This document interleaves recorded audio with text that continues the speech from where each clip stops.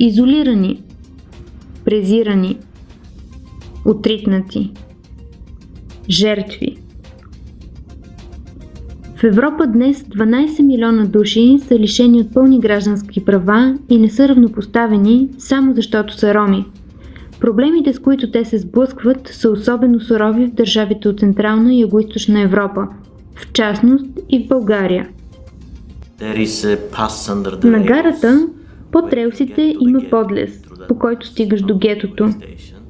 Усещането е странно, защото когато преминеш от другата страна на релсите, зад стената те обзема чувството, че изминаваш 10 000 км извън Сливен и изведнъж се озоваваш в Калкута или в подобен град. Либералите задават въпроса: наистина ли нещата трябва да бъдат такива? В отговор, Европейския либерален форум и Фондация за свободата Фридрих Науман стартираха проект, основан на либералните принципи, в подкрепа интеграцията на ромите.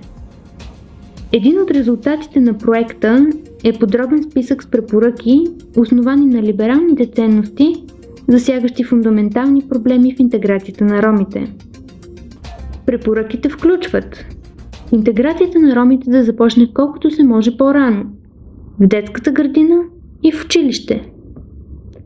Преодоляване на сегрегацията, премахване на отделните ромски класове в училищата, насърчаване на предприемаческия дух на ромите, легализиране на незаконните ромски постройки, подобряване на достъпа до жилища и обществени комунално-битови услуги. Също толкова важно е да обърнем внимание на отговорните институции, за да имплементират и адаптират тези препоръки на местно ниво в различните държави, защото те са релевантни за всички страни от Централна и Югоизточна Европа.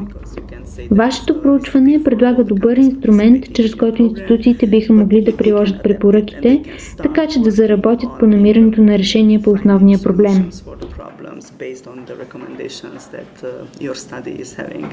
Европейският либерален форум и Фондация за свободата Фридрих Науман желаят либералната стратегия за интеграция на ромите да бъде прилагана.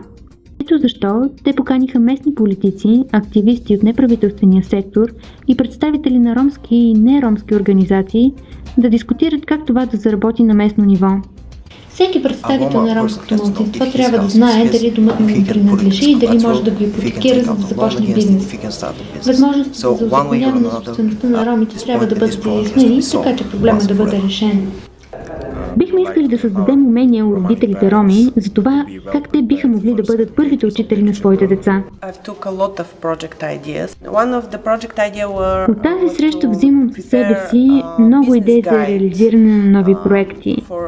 Една от тях е изготвянето на бизнес наръчник за роми, които вече имат готова бизнес идея или са ориентирани към бизнеса, как да започнат малък или микробизнес.